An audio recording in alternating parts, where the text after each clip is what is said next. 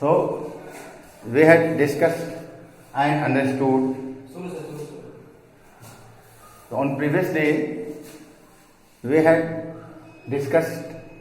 I had taught to all of you about how to balance chemical equations. There are two methods to balancing chemical equation. First is the hit and trial method, and second one is the partial equational method. About these two methods already I had taught to all of you, and I hope that all of you have understood these two things. Now I am going to forward this syllabus of class 10 chemistry, and next topic is here given. Here topic name: to make equations more informative. Look at here, dated given है 9/5/2020. Note, ये note है, note सबको लिखना है. Class 10 chemistry, chemical reactions and equations, रासायनिक प्रतिक्रियाओं और समीकरण. ये चैप्टर 1 है, चैप्टर 1 है ये. और यहाँ नोट्स है. टॉपिक नेम में to make equations more informative. This is the topic, to make equations more informative. We write chemical equation for a chemical reaction. Those chemical reactions which are taking place, which are taking place, we write chemical reaction for them, and in the form of chemical equation. Actually chemical equation is the language of chemistry, and it is most essential to know about chemical equations, how to write chemical equation. Chemical equations should be written in balanced way, means balanced chemical equation should be written. Balancing chemical equation, we know very well how to balance chemical equation, and a balanced chemical equation show to real chemical reactions, and we balance chemical equation to follow the law of conservation of mass. तो अब हम chemical equation को balance करने का दोनों तरीका जान चुके हैं, हिट एंड ट्रायल मेथड और ये क्या कहते हैं पार्शियल इक्वेशन मेथड समझ चुके हैं. हमने दोनों से ये पार्शियल इक्वेशन मेथड में दो एग्जाम्पल हमने समझाया था, एक डे बिफोर यस्टरडे और एक यस्टरडे से समझाया था. और जो आप लोगों को पढ़ना हिट एंड ट्रायल मेथड, ये तो हमने करीब 8-10 एग्जाम्पल देकर समझाया था, और कल हमने कुछ होमवर्क भी दिया था दोनों तरीकों से. वो आप, मैं आशा करता हूँ कि आप लोग किए होइएगा. यदि कोई प्रॉब्लम होगा तो आप मैसेज करेंगे, हम उसको सॉल्व करेंगे. Now we have to know to make equations more informative. The equation which give more information about the chemical reaction. Those equations who give more information about the chemical reaction is known as, है ना, और known as more informative और information giving equation. उसको कहा जाता है information, सूचना को देने वाले समीकरण. सो द केमिकल इक्वेशन या the chemical equation can be made more informative in 3 way. 3 तरीकों से रासायनिक समीकरणों को, है ना, ज्यादा सूचना देने वाले हम बना सकते हैं, जिससे बहुत सारे इंफॉर्मेशन मिले, सूचना मिले पढ़ने वालों को. तो इसके 3 तरीके हैं, इसीलिए लिखा यहां कि द केमिकल इक्वेशन, है ना, the chemical equation can be made, the chemical equations can be made more informative in 3 ways. First way is here, पहला तरीका यह है by indicating the physical states of reactants and products. ये physical state inverted comma के अंदर रखा गया है. फिजिकल स्टेट्स भौतिक जो अवस्थाएं हैं रिएक्टेंट्स और प्रोडक्ट्स के. We know very well that in a chemical reaction, in a chemical equations, those substances which are in the left hand side are known as reactants, and those which are in the right hand side are known as products. तो reactants और products का physical state, भौतिक अवस्थाएं क्या है, इसको हम show करते हैं. तो chemical equation हमारा ज्यादा इंफॉर्मेटिव होता है. To make chemical equation more informative, है ना, we indicate the heat change which is taking place in the reaction. Means second way is that here, second way is here. दूसरा जो तरीका है यहाँ, by indicating the heat changes taking place in the reactions. प्रतिक्रियाओं में जो heat change हो रहा है, जो ये ताप में जो परिवर्तन हो रहा है, कुछ प्रतिक्रियाएं ताप का अवशोषण करती है, कुछ प्रतिक्रियाएं ताप इवॉल्व होता है, ताप हीट ऊष्मा ऊर्जा निकलता है कुछ प्रतिक्रियाओं में, जो तो हम जानते हैं कि from the sense of heat there are from the absorption और evolution of heat there are two kinds of chemical reactions, and endothermic chemical reaction and exothermic reaction. So what is heat changing in a chemical reaction? We should know and we should indicate to make the chemical reaction more informative. So by indicating the heat changes taking place in the reaction. दूसरा तरीका ये है, third one is here given by indicating the conditions under which the reaction takes place.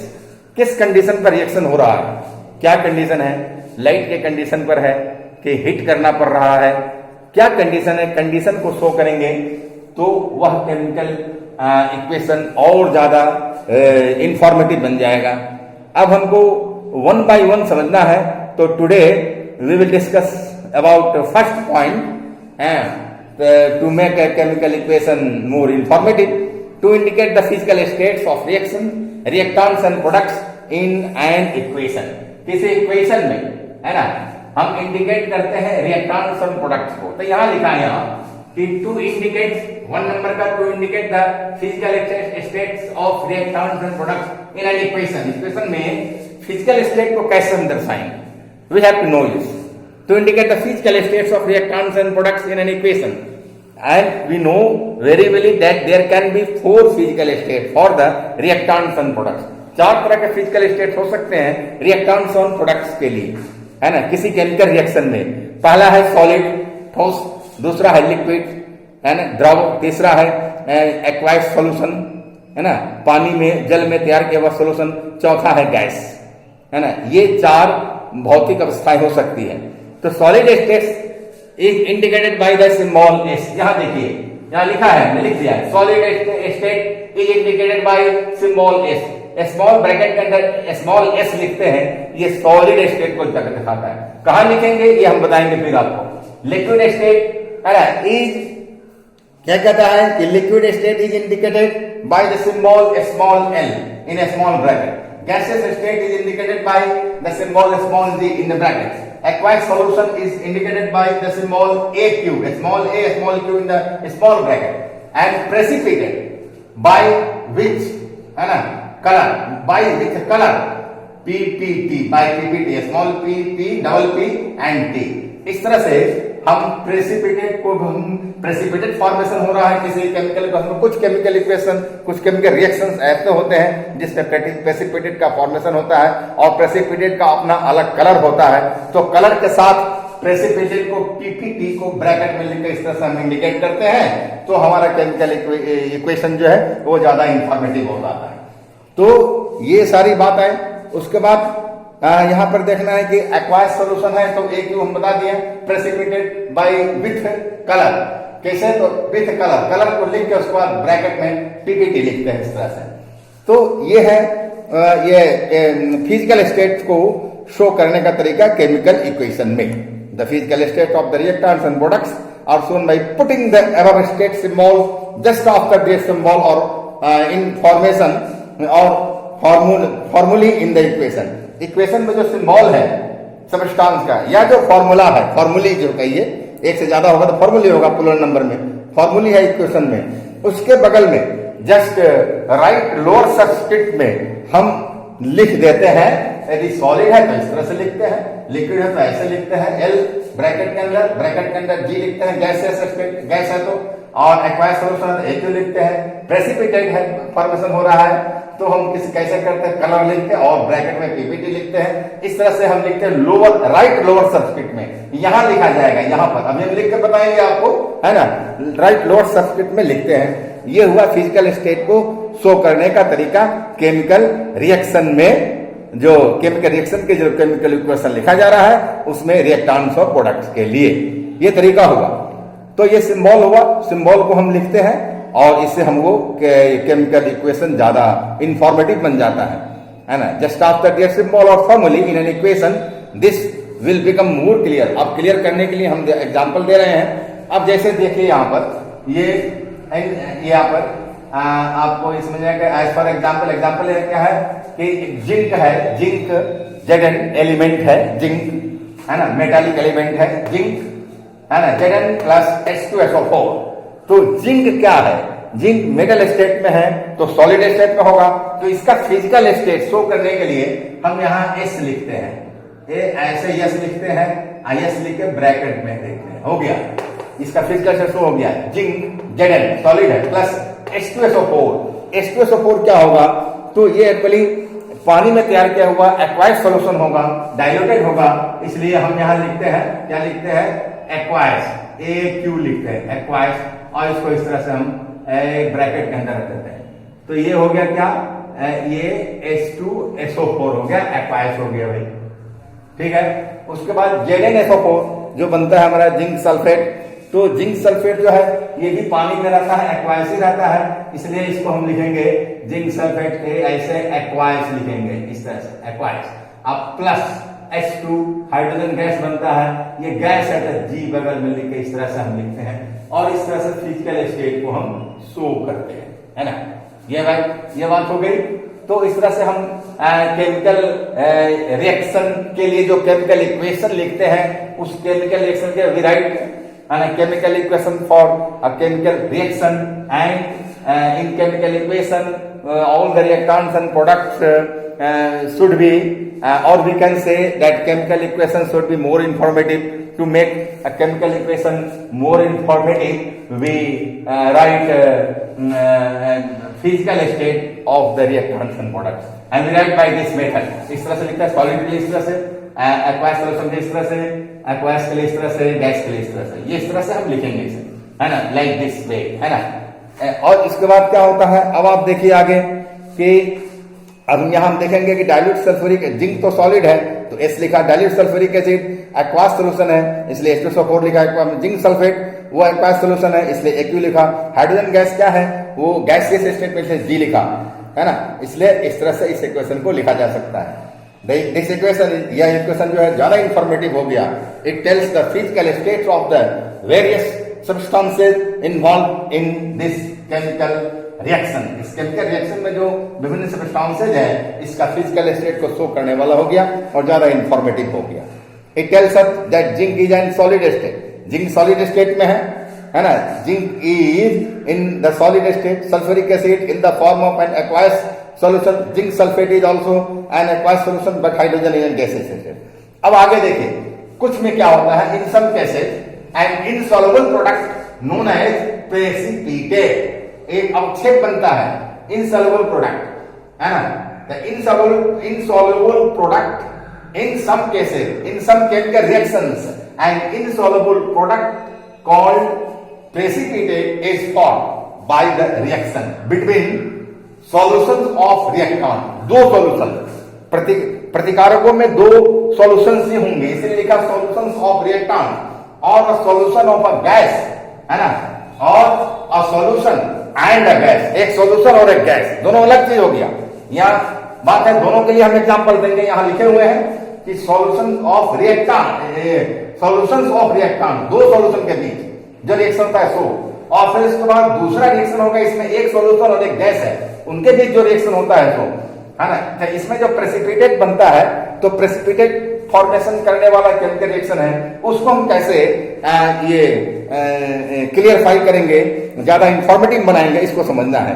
Therefore it has been written here that in some cases an insoluble product known as precipitate is formed by the reactant between solutions of reactants, reactant के solution में, और solution और a solution and a gas लिखा है, दो स्थितियां, है ना। अब जो है इनसॉल्युबल प्रोडक्ट जो है, जिसको प्रेसिपिटेट कहते हैं, वो सॉलिड सब्सटेंस होता है, इसलिए इसका फिजिकल स्टेट जो होगा वो तो हम सॉलिड से S स्मॉल s ब्रैकेट में लेकर क्लियर कर देंगे, है ना।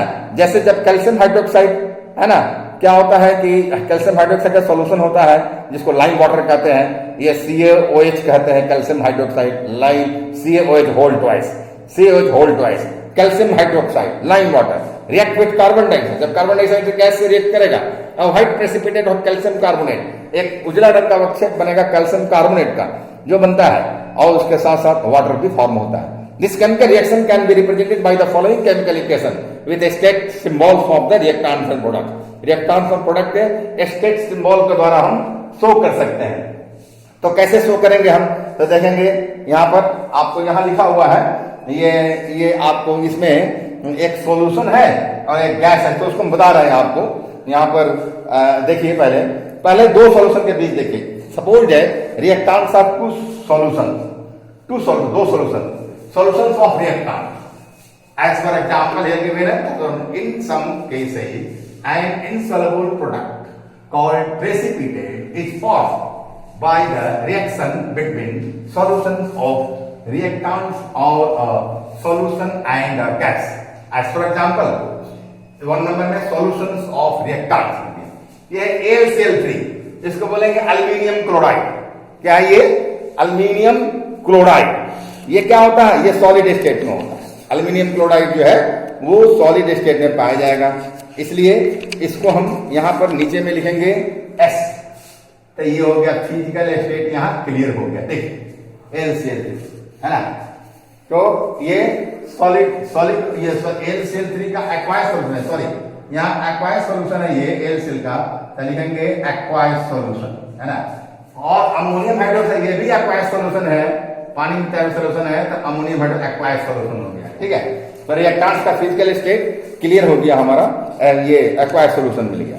दूसरी तरफ बनता क्या है, जब दोनों रिएक्शन करेंगे तो बनेगा अल्मीनियम हाइड्रोक्साइड, जो व्हाइट प्रेसिपिटेट में, व्हाइट प्रेसिपिटेट उजला अवक्षेप में मिलेगा, तो इसको व्हाइट प्रेसिपिटेट लिखेंगे ब्रैकेट में, white precipitate aluminium hydroxide AlOH whole thrice aluminium hydroxide, और उसका प्लस NH4Cl लिखेंगे अमोनियम क्लोराइड है ना। तो अमोनियम क्लोराइड सॉल्ट है, यह सॉलिड स्टेट बनेगा, S लिखेंगे। इस तरह से फिजिकल स्टेट को हम शो कर देते हैं। यह तरीका है फिजिकल स्टेट को शो करने का। आगे फिर है यहाँ पर देखिए, इसके आगे में हमको ये समझना है।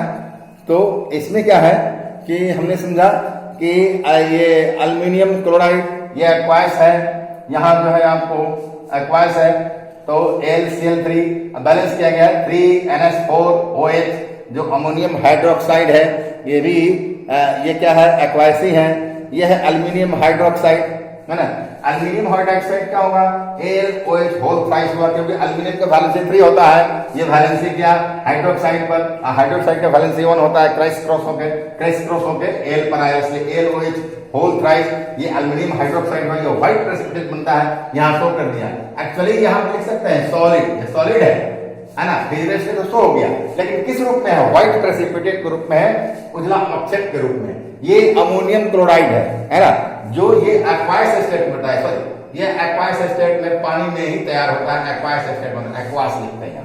ठीक है, दूसरा एग्जांपल है एन। क्या है दूसरा एग्जांपल, लेड नाइट्रेट है PbNO3, ये एक्वायस होगा, एक्वायस स्टेट में पानी में तैयार किया होगा। उसके बाद क्या है, पोटेशियम आयोडाइड, ये भी एक्वायस है, पानी में तैयार किया हुआ, दोनों एक्वास लिखते हैं। Potassium iodide, lead nitrate plus potassium iodide क्या बनेगा, लेड आयोडाइड बनता है ना। तो lead nitrate PbNO3 whole twice aqueous में प्लस Ki है ना, पोटेशियम आयोडाइड एक्वाइस में, sign of gift PbI2 lead iodide, इसका जो है आपको ये इसका व्हाइट प्रेसिपिटेट बनेगा, तो ये सॉरी येलो प्रेसिपिटेट है। येलो प्रेसिपिटेट जो बनता है, अब ऑब्जेक्ट तो सॉलिड होता है, इसलिए यहाँ सॉलिड लिख देंगे एस लेकर कर दिया, हो गया इसका फिजिकल स्टेट है ना, येलो प्रेसिपिटेट बनता है। प्लस KNO3 पोटेशियम नाइट्रेट, तो पोटेशियम नाइट्रेट क्या बनेगा, पानी में तैयार होगा, सॉल्यूशन ग्रुप में एक्वास इस तरह से लेंगे। इस तरह से इसका हमारा क्या हो गया कि सॉल्यूशंस ऑफ रिएक्शन, दो सॉल्यूशन के बीच में रिएक्शन जो होते हैं और जो प्रोडक्ट बनते हैं, उसका हम फिजिकल स्टेट को कैसे शो करेंगे। केमिकल रिएक्शन को ज्यादा इंफॉर्मेटिव बनाने के लिए, केमिकल रिएक्शन के लिए केमिकल इक्वेशन जो हम लिखते हैं उसको ज्यादा इंफॉर्मेटिव बनाने के लिए ये मैंने बताया यहाँ पर, और प्रेसिपिटेट फॉर्मेशन होता है उसको कैसे शो करेंगे। सो अब नाउ वी हैव टू ये pay our attention on the second point of solution and a gas. एक सॉल्यूशन और गैस, उसमें कैसे करेंगे, तो उसमें आपको सॉल्यूशन और गैस में क्या है, ये है कैल्शियम हाइड्रोक्साइड। क्या है ये आपको है कैल्शियम हाइड्रोक्साइड, जो इसको लाइम वाटर भी कहते हैं। कैल्शियम हाइड्रोक्साइड, कैल्शियम हाइड्रोक्साइड लिख सकते हैं, यहां लिखेंगे कैल्शियम, कैल्शियम हाइड्रोक्साइड, हाइड्रोक्साइड है ना। लाइम वाटर से कहा जाता है, चूना जल कहते हैं, लाइम वाटर, चूना जल कहेंगे, लाइम वाटर, लाइम वाटर। तो ये क्या है, पानी में तैयार किया हुआ है, एक्वायस है, ये एक्वायस लिखेंगे इस तरह, हो गया, फिर तो हो गया। उसके आगे कार्बन डाइऑक्साइड, ये क्या है, गैसेस स्टेट में होता है, गैस लिखेंगे, जी लिख के इस तरह से करेंगे, गैसेस स्टेट में, ये हो गई बात खत्म। उसके बाद क्या है, कैल्शियम कार्बोनेट है ना, कैल्शियम कार्बोनेट व्हाइट प्रेसिपिटेट के रूप में होता है ना, व्हाइट प्रेसिपिटेट के रूप में। तो इसको हम ये सॉलिड के रूप में होगा, सॉलिड लिखेंगे और लिखेंगे calcium carbonate white precipitate, calcium carbonate white, colour तो लिखेंगे ही, अब प्रेसिपिटेट के लिए पीपीटी लिख देंगे, हो गया व्हाइट प्रेसिपिटेट। अब प्लस H2O बनेगा, हाइड्रोजन गैस, ये लिक्विड होगा, लिक्विड स्टेट में L लिख देंगे इसके लिए, हो गई बात। तो हमारा ये हो गया, एक सॉल्यूशन है, एक गैस है, जब रिएक्शन करेगा तो कैसे उसको हम लिखेंगे, ये वाटर है, ठीक है। दूसरा एग्जांपल है आयन, यहां है कॉपर सल्फेट है ना, क्या है, कॉपर सल्फेट है, CuSO4 कॉपर सल्फेट है। ये क्या होता है, एक्वायस होता है, AQ एक्वायस स्टेट में, प्लस H2S हाइड्रोजन सल्फाइड है, हाइड्रोजन सल्फाइड ये गैसेस है। यहाँ भी यहाँ क्या है, एक सॉल्यूशन है, एक्वायस सॉल्यूशन, एक गैस है, दोनों में रिएक्शन होता है, तो जो सब्सटेंस बनता है उसका हम फिजिकल स्टेट को, और अगर प्रेसिपिटेट भी बनता है तो प्रेसिपिटेशन को कैसे हम शो करेंगे, सो देखना है यहाँ केमिकल इक्वेशन को, इन सारे केमिकल इक्वेशन को ज्यादा इंफॉर्मेटिव बनाने के लिए। तो यहाँ क्या है, H2S गैसेस स्टेट में है, गैस है, और उसके बाद CuS है ना, कॉपर सल्फाइड हो गया, ये ब्लैक प्रेसिपिटेट बनता है, ये सॉलिड स्टेट में होगा, यहाँ S लिखे ऐसे घेर देंगे सॉलिड, और plus H2SO4 sulphuric acid aqueous होता है, AQ लिखेंगे, एक्वायस बनेगा सल्फ्यूरिक एसिड, सल्फ्यूरिक एसिड नहीं, हाँ सल्फ्यूरिक एसिड, सल्फ्यूरिक एसिड हो गया, सल्फ्यूरिक एसिड बन गया,